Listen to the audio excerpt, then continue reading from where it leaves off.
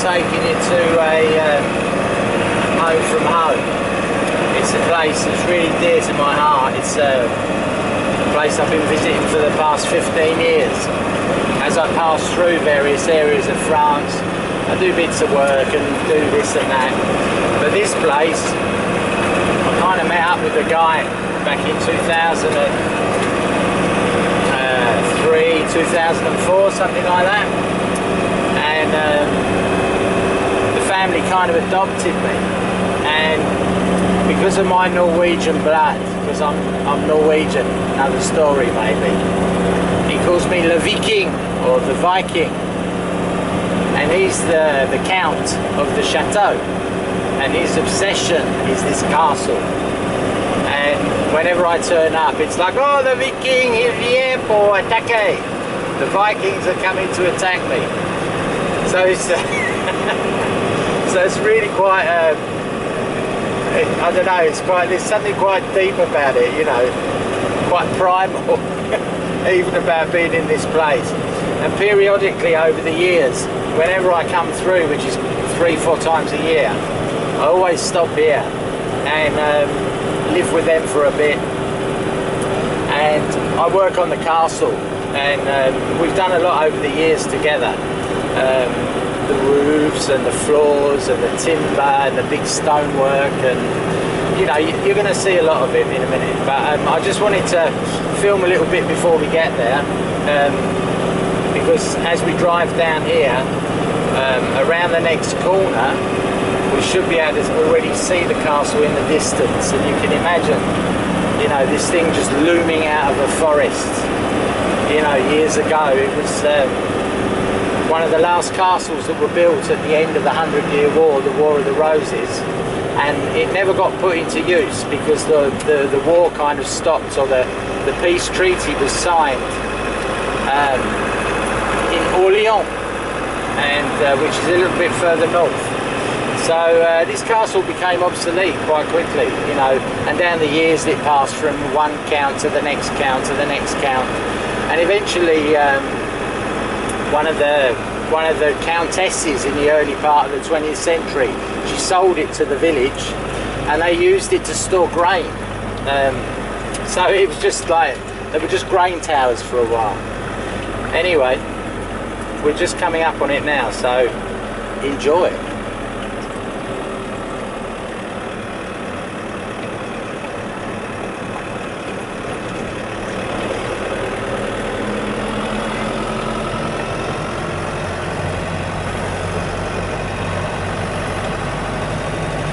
Just see one of the outer little turrets. That's the village of Sarzay with the church and the castle. You might just see the turrets over there.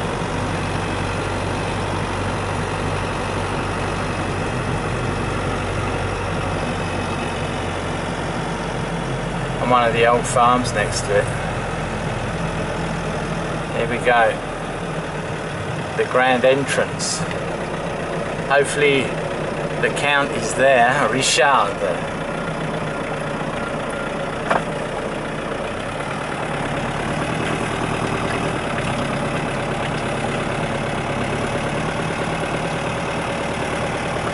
We'll get through because you're coming to visit.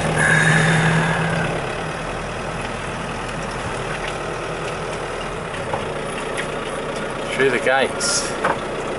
Look at that. So,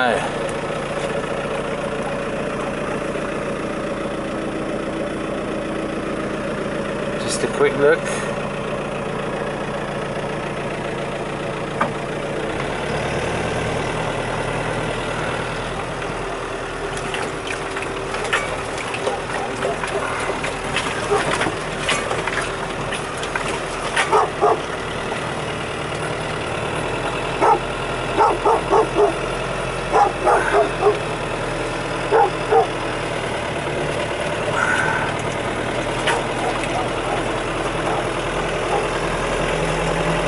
Just stop here for a bit and I'll go and find him.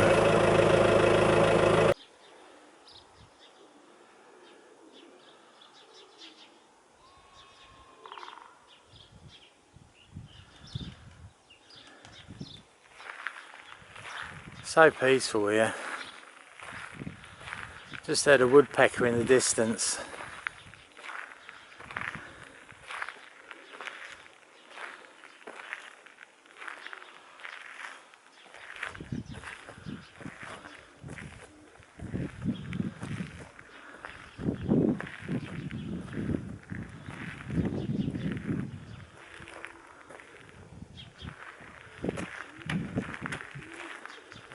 Imagine living there, huh?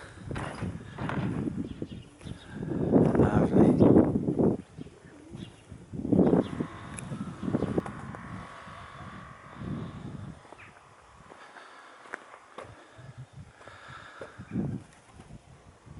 It's one of the inner towers, and another wall that was reconstructed. Everything by hand, huh? Oh, it's the work of an obsessed man, a passionate obsession.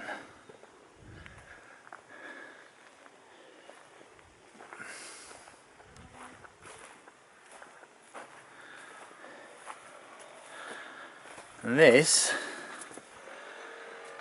it's going to be a bit dark, but this was the old chapel. And I redid all the floor here. These little tiles are called tomettes. And this was just a gaping hole and it all fell through. But this is the old chapel, the castle. You can imagine the lord of the manor, the knight, coming to kneel and pray before going into battle. Those beautiful windows.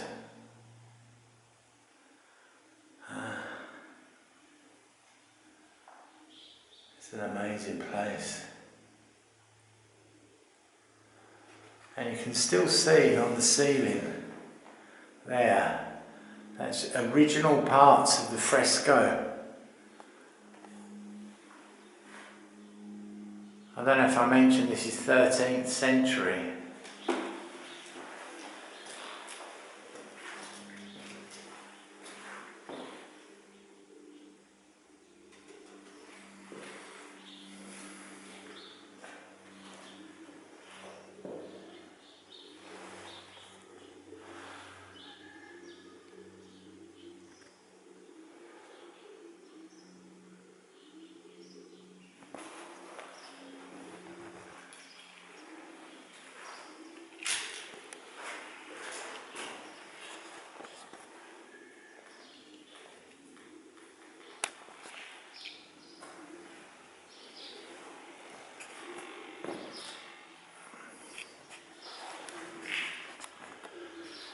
I used to come in here every morning and do qigong before working. Get up really early, about 6 o'clock. Come in here, do half an hour of qigong, and it would set me up for the day. Lots of breathing.